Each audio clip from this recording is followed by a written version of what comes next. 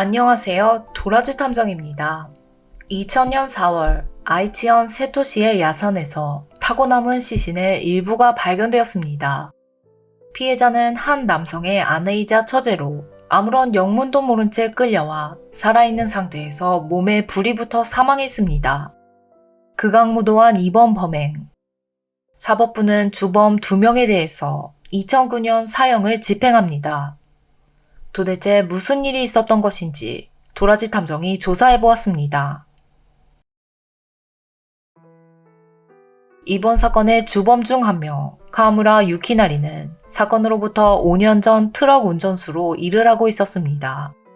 같이 운전 일을 하면서 알게 된 노무라 테츠야, 마키타 아키카즈, 사토 코오키, 시라사와 히데키, 이케다 코이치, 이렇게 5명의 남성이 이후 공범이 됩니다. 이 중 마키타를 제외한 4명은 모두 사채를 빌리고는 신용불량 상태였습니다. 금전적으로 상당히 곤란한 상황이었던 것입니다. 유키나리는 학생 시절에 사고로 인하여 오른다리를 절단하고는 의족을 착용하고 있었는데요. 과거 조직폭력단 생활을 하다가 이렇게 되었다고 거짓말을 하면서 이들에게 허세를 부리고는 했습니다. 트럭 운전 일을 그만둔 그는 1999년 4월 중고차를 판매하는 회사를 차리게 됩니다. 이때 유키나리와 알고 지내던 마키타가 무언가 돈을 벌 만한 좋은 일이 없는지 상담을 하죠. 이 말을 들은 유키나리는 어떤 사기를 계획합니다. 일명 먹튀 사기인데요. 대금은 나중에 지급하겠다고 약속을 하고서는 물건을 받으면 나 몰라라 하는 사기입니다. 처음에는 소액의 거래에서 제대로 돈을 지급하면서 신용을 쌓다가 나중에 규모가 커지면 도망가는 것입니다. 이렇게 사기를 쳐야겠다고 생각한 유키나리는 주변에서 함께 일을 할 사람을 찾습니다. 그의 머릿속에 떠오른 것이 트럭 운전을 하면서 알게 된 과거 동료 5명이었는데요. 유키나리는 이들에게 사기 수법을 설명하고 같이 하자며 꼬드깁니다. 모두 돈에 아쉬움이 많은 상황이었기 때문에 그들은 제안에 적극적으로 나서며 참여하게 됩니다. 이렇게 6명의 일당들은 1999년 11월 유키나리의 중고차 판매점의 사무실에 모여서는 구체적인 사기 계획을 짭니다. 보다 전문적으로 나서겠다며 사기 거래를 하기 위한 유령 회사를 설립하기도 했죠. 이외에도 주목할 만한 점이 또 있었습니다. 사기 회사를 만들고 난 이후부터 유키나리와 테츠야의 태도가 눈에 띄게 변해갔던 것입니다. 두 사람은 나머지 넷을 향해서 고압적인 태도로 대했습니다. 그들 사이에서는 어느새인가 명확한 주종관계가 생깁니다. 한편 먹튀 사기가 시작되었지만 생각만큼 일이 잘 풀리지 않았습니다. 사기를 지시한 테츠야는 이러한 상황에 짜증을 내기 시작했고 부하 4명을 정신적으로 압박하기 위해서 그들에게 강제로 생명보험을 가입시킵니다. 만약 사기로 성과를 내지 못하거나 지시를 거부한다면 목숨을 잃을지도 모른다는 생각을 심어주려고 했던 것입니다. 사기가 실패한다면 생명보험금을 받겠다는 것이었죠. 모두가 자발적으로 참여한 사기 계획이었지만 이제는 마음대로 발을 빼는 것이 불가능해지게 되었습니다. 한편 이번 사건의 피해자 후카야 시게키는 아내 처제와 함께 카페를 운영하는 평범한 남성이었습니다. 안타깝게도 사업은 뜻대로 잘 되지 않고 있는 상황이었는데요. 결국 수천만 엔에 달하는 빚을 안게 됩니다. 시게키에게 돈을 빌려준 사채업자 중 한 사람은 조직폭력단과 관련이 있던 테츠야의 아버지에게 빚독촉을 의뢰하게 되었습니다. 1999년 12월 빚독촉 의뢰는 테츠야의 아버지에게서 테츠야에게 오게 되었죠.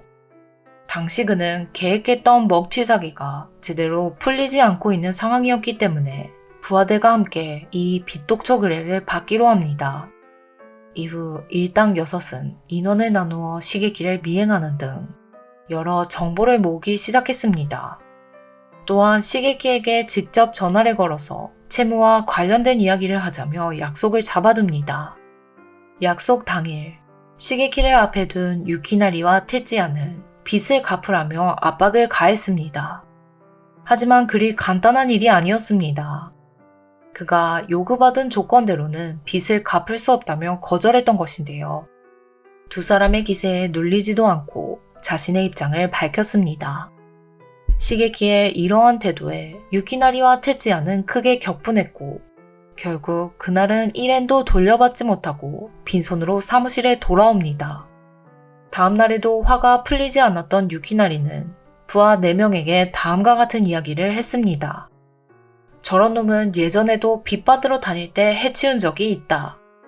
그때는 드럼통에 넣고 불을 질러서 결국 양돈장의 닭들에게 사료로 주었다. 물론 다 거짓말이었습니다. 부하들 앞에서 허세를 부리고 싶어서 이렇게 이야기했던 것이죠. 시게키를 향한 미행은 계속되었고 그들은 그가 아내 요오코, 처제 카츠코와 함께 셋이서 살고 있다는 사실도 알아내었습니다. 하지만 여전히 돈을 받아내는 데에는 어려움을 겪고 있었는데요. 이런 상황에 점점 짜증이 난 테츠야는 부하들 앞에서 시게키를 살해하겠다는 내용의 발언을 여러 번 꺼냅니다. 2000년 2월, 그는 구체적인 범행 계획을 세웠습니다. 바로 시게키와 그의 가족들을 납치 감금하고 자와 금품을 빼앗겠다는 것이었습니다. 테츠야의 명령을 받은 부하 4명은 준비를 마친 뒤 2월 3일 자정이 조금 지난 시간 시게키의 자택 부근에 도착합니다. 한 대의 차에서 대기를 하면서 시게키와 아내 처제가 카페 일을 마치고 귀가하는 것을 기다렸지만 좀처럼 그들의 모습을 볼 수가 없었습니다. 이때 계획에는 없던 일이 일어나죠. 바로 4명이서 사이좋게 잠에 들어버린 것입니다. 이 사이에 시게키와 가족들이 모두 집에 들어가 버렸기 때문에 이번 계획은 모두 실패로 끝나게 되었습니다.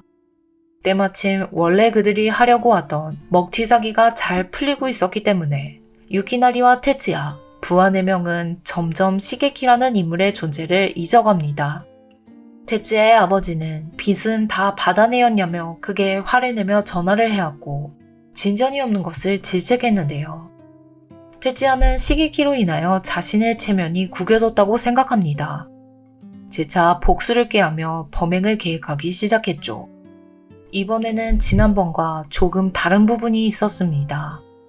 납치, 강도에서 끝나는 것이 아니라 살해까지 염두에 둔 것이었습니다. 그는 범행을 위해 부하들에게 필요한 물건을 모아오도록 지시합니다.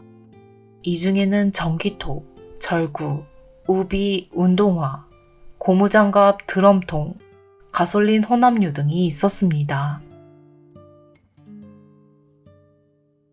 모든 준비를 마친 유키나리와 테츠야, 부하 4명은 사무실에서 범행 수법에 대해서 미리 모의한 뒤 4월 3일 오후 8시경 나고야시를 향해서 출발합니다. 2대의 차량에 3명씩 나누어 탄 그들은 시게키의 카페 앞에서 감시를 담당하는 조와 자택 부근 노상에서 실제 습격을 맡은 조로 갈라졌습니다. 집 주변에서 대기하고 있던 3명은 둔기를 나누어 가지고는 집 앞 주차장에 시게키가 차를 주차할 수 없도록 막고 있었습니다. 감시조로부터 그가 일을 마치고 아내 처제와 함께 집을 향해 출발했다는 전화가 있고부터 수십 분이 지난 4월 4일 오전 0시경 자택으로 돌아온 시게키는 주차장을 막고 서 있는 처음 보는 차량을 발견합니다. 구석에 일당 2명이 숨어 있는지 모르던 그는 주차장에서 비켜달라고 부탁하기 위해서 차에서 내리고 마는데요. 순간 뒤에서 강목을 가지고 기다리고 있던 부하 시라사와가 시게키를 덮쳤습니다. 갑작스런 습격에 크게 놀란 그는 도움을 요청하기 위해서 달리기 시작했죠. 그러한 모습을 본 아내와 처제 역시 차에서 내려 현장을 뒤로하고 도망을 시도합니다. 하지만 미행조 3명 역시 막 현장에 도착한 시점이었기 때문에 여성 둘이서 이들을 피해 달아나는 것은 불가능했습니다. 안타깝게도 아내와 처제는 붙잡힙니다. 시게키를 놓친 일당들은 타겟을 아내 요오코, 처제 카츠코로 좁히기로 하고 강제로 차량에 태웠습니다. 원래 타고 온 차량 2대에 시게키의 차량 1대, 이렇게 총 3대에 나누어 탄 그들은 나고야 돔을 향하여 이동하기 시작합니다. 다만 부하 이케다와 시라사와가 탄 차량이 기름이 떨어지면서 두 사람은 중간에 주유소에 들리게 되었습니다. 도망에 성공한 시게키는 이미 경찰에 신고를 마쳤고 긴급 출동을 하고 마침 주유소 일대를 수색하는 경찰에게 이케다와 시라사와가 가장 먼저 체포되게 되었습니다. 그들은 공범의 존재나 본래부터 가지고 있던 살해 계획에 대해서는 입을 다물며 시게키를 습격한 것은 둘이서 꾸민 일이라고 설명했죠. 같은 시간 이케다와 시라사가 체포당한 것을 모르고 있던 나머지 넷은 사전에 정해둔 장소에서 기다리고 있었습니다. 아무리 시간이 지나도 두 사람이 나타나지 않자 하는 수 없이 네 명이서 계속 범행을 이어나가기로 했습니다. 그들은 적당한 살해 장소를 찾아서 시게키의 아내와 처제를 드럼통에 넣고 불을 지르자는 결론을 내립니다. 최초 습격으로부터 2시간이 경과한 오전 2시경, 네 사람은 인근 야산에서 공터를 발견하고는 나란히 2대의 차량을 주차했습니다. 차에서 내린 테츠야는 처제 카츠코의 핸드백을 뒤져서 현금 약 24,000엔과 상품권 2장을 빼앗고는 테이프를 사용하여 두 사람이 큰 소리를 내지 못하도록 했는데요. 이후 준비해온 2개의 드럼통에 아내 요코와 처제 카츠코를 각각 앉게 하고는 뚜껑을 닫고 열리지 않는 것을 확인합니다. 유키나리의 지시를 받은 부하 마키타는 가솔린과 라이터를 사용하여 인간으로서 해서는 안 되는 일을 벌였습니다. 아주 고통스러운 방법으로 요코와 카츠코는 목숨을 잃게 된 것입니다. 이후 유키나리와 테츠야는 중간에 사라진 부하 시라사와와 이케다를 찾아 나섰는데요. 이미 긴급 체포를 당했기 때문에 어디에서도 그 모습을 찾을 수 없었습니다. 오전 5시까지 두 사람을 찾을 수 없었던 그들은 또다시 살해 현장에 돌아오죠. 한편 부하 마키타와 사토는 지시를 받은 대로 시신과 관련된 물건들을 태우며 증거인멸을 꾀하고 있었습니다. 모두 타고 불이 꺼진 드럼통. 그들은 드럼통을 공터 밑에 있는 개울에 흘려보내고는 아직 형태가 남아있는 유우코와 카츠코의 시신을 유기합니다. 범행에 사용한 망치와 전기톱 등도 함께 버려졌습니다. 아무런 죄가 없는 사람들을 상대로 한 흉악한 범죄를 마친 4명은 이동하는 차 안에서 서로의 말을 맞추며 거짓말과 알리바이를 만들어냈습니다. 일당 중 한 명인 부하 사토는 범행 시에 입고 있던 옷을 처분하기 위해서 사무실로 향했습니다. 부하 마키타도 함께였습니다. 경찰은 이미 그들의 사무실 위치까지 파악한 상태로 인근에서 미리 잠복하고 있었죠. 아무것도 모르고 있던 사토에게 경찰들이 들이닥쳤고 기세에 눌려 도주를 포기한 사토는 4월 4일 오후 1시 강도치상 혐의로 긴급 체포되었습니다. 한편 운 좋게 경찰들의 눈에 띄지 않았던 마키타는 멀리에서 사토가 잡혀가는 것을 보고 바로 테츠야에게 전화를 걸어서 이러한 사실을 전합니다. 경찰의 수사가 자신들을 향해 있다는 사실을 알게 된 유키나리와 테츠야, 그리고 남아있던 마지막 부하 마키타는 도쿄행 신칸센에 몸을 실었습니다. 범행 하루 뒤인 4월 5일, 아이치현 경찰이 수사본부를 설치하면서 공개 수사에 경찰 80명이 전국적으로 움직이고 있었습니다. 주범인 유키나리와 테츠야는 죄값을 피하기 위해서 머리를 쓰는데요. 바로 마키타를 경찰에 출두시켜서는 이번 범행이 부하 4명이서 꾸민 일이라고 자백시키는 것이었습니다. 또한 행방불명이 된 유우코와 카츠코는 나고야동 부근에서 이미 풀어주었다고 말하라고 했죠. 뿐만이 아니었습니다. 이제까지 회사를 세워서 해오던 사기범죄도 부하 4명에게 덮어씌우려고 했습니다. 유키나리와 테츠야는 이러한 계획을 마키타에게 설명하면서 너희들의 가족의 생활은 전부 책임질 테니 절대로 우리에 대해서는 말하지 말라고 신신당부합니다. 결국 이 명령을 따르기로 결심한 마키타는 숨어있던 호텔에서 아이치 현경에 전화를 걸어 자신이 있는 곳을 전했습니다. 같은 날 4월 5일 오후 6시, 이렇게 그는 체포되었습니다. 이후 경찰 조사에서 마키타는 유키나리와 테츠야에게 지시를 받은 대로 진술합니다. 하지만 이러한 거짓말로 경찰을 속이는 것은 불가능했습니다. 증거를 가지고 있던 경찰은 그가 거짓 진술을 하고 있는 것을 간파하고 더욱 강한 추궁을 이어나가는데요. 이러한 압박에 견딜 수 없었던 마키타는 결국 도주 중인 유키나리와 테츠야의 존재에 대해서 밝히는 한편 행방불명인 유우코와 카츠코에 대해서는 살해했다고 자백합니다.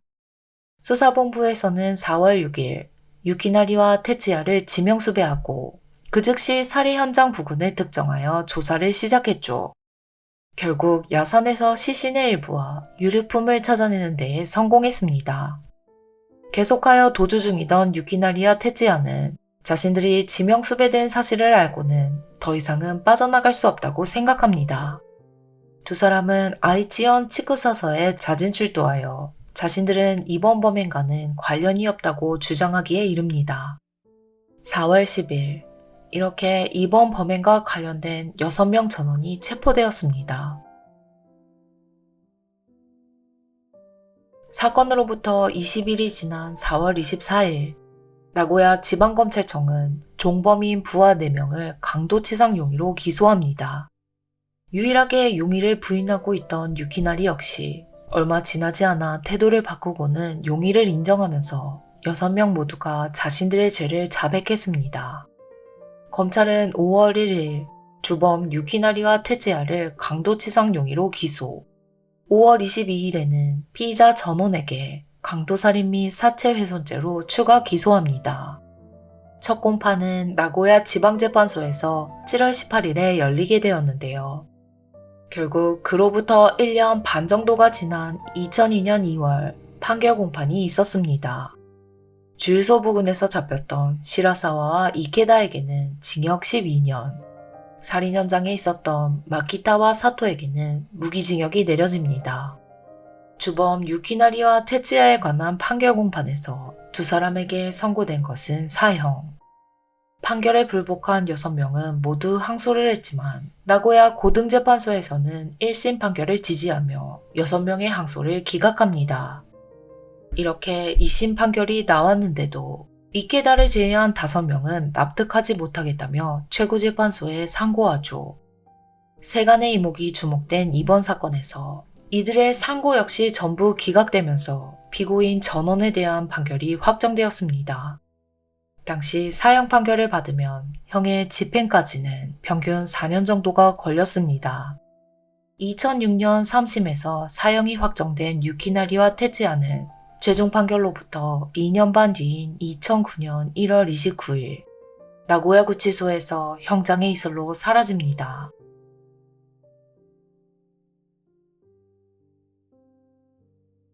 통계를 찾아보니 같은 해 사형을 집행받은 것은 두 사람을 포함하여 7명인 것으로 확인됩니다. 사기를 통해 큰 돈을 벌기 위해 모인 6명의 어리석은 인물들.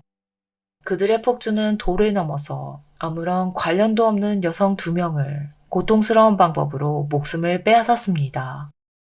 판결로부터 2년 반, 빠른 사건의 집행이 이루어진 이번 사건. 여러분은 어떻게 들으셨나요? 오늘도 들어주셔서 감사합니다. 그럼 다음에 뵙겠습니다.